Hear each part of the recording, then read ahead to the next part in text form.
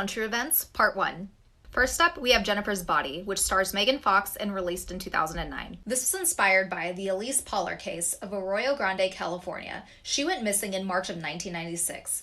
8 months later, her body would be discovered, stabbed to death, in the woods. This had been done by 3 friends who were part of a death metal band, and they said they sacrificed her because they wanted fame. The next film is The Strangers. This one actually has 2 different instances that inspired the movie. The first was the creator's own childhood. He said that there had been unknown people knocking on neighbors' doors. The ones that had let them in actually ended up dead. The second was Charles Manson and his cult called The Family. The incident he used was the Sharon Tate murders on August of 1969. Over the course of 2 days, they murdered 6 people after invading 2 homes. What is your name? None. Okay, what's going on?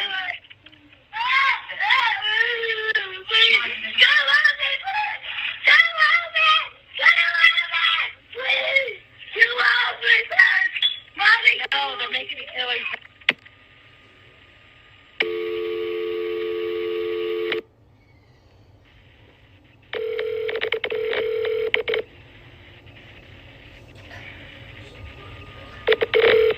This is 1 Minute Murder Part 2. On December 1st, 1991, Omaima frantically knocked on her ex-boyfriend Jose's door and explained that her husband had attacked and raped her, forcing her to kill him in self-defense. She begged him to help her dispose of the body, promising him $75,000 and 2 motorcycles for his help. Jose calmed her down and told her to wait for him at her apartment. As soon as she left, Jose called the police. Trigger warning, the details I'm about to go into are very gruesome and brutal.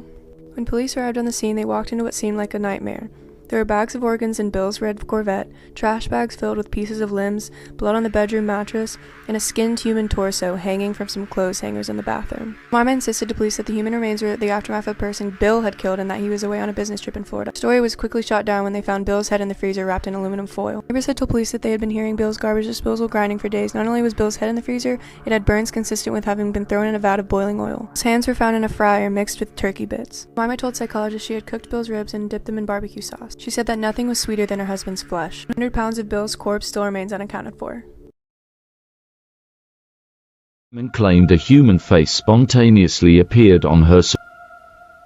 What they found underneath will give you nightmares.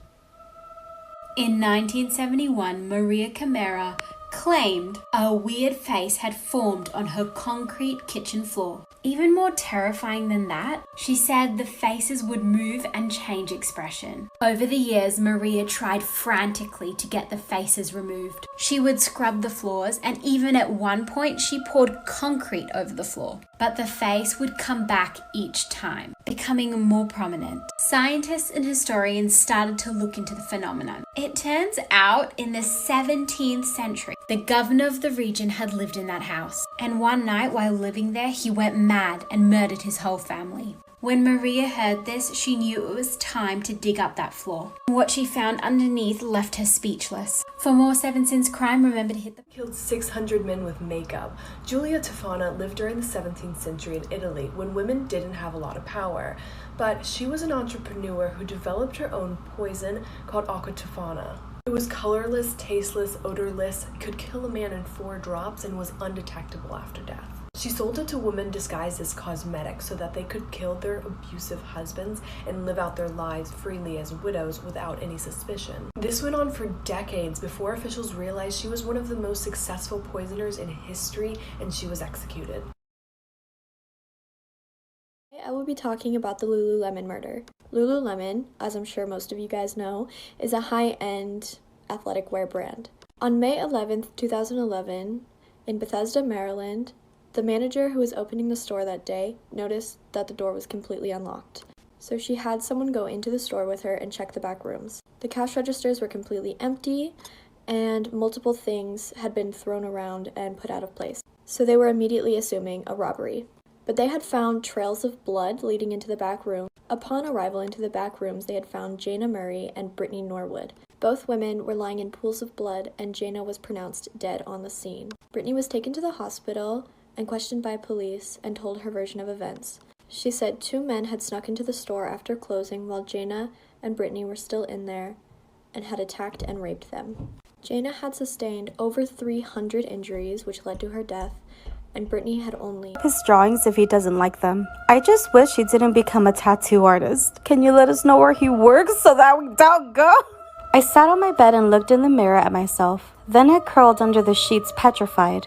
I remember my reflection smiling at me. I wasn't. I wouldn't have even stayed in the room. I would have been gone. See, there's nothing to be afraid of, my mom said, coming out of the closet. Yeah, I lied, noticing her pimple is on her right cheek now. I heard my little cousin yell from downstairs, "Come watch a movie with me."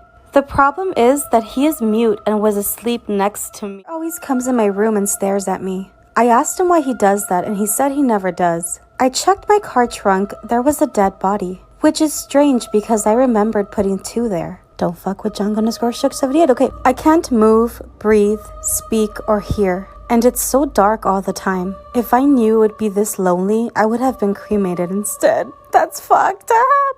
I haven't seen my mother in 25 years. She said if I disobey her again, she'll take my hearing too. I had a dream. I was in a dark room and I heard a voice saying, "You're gonna die at 3 a.m. I woke up scared and saw my alarm clock hit 2:59. Then my closet door opened. My son said there's a monster in his closet. I went to check and my son was in there. He told me something was on his bed. That's a no from me. Guys, these have been the scariest ones I've read, I feel. What do you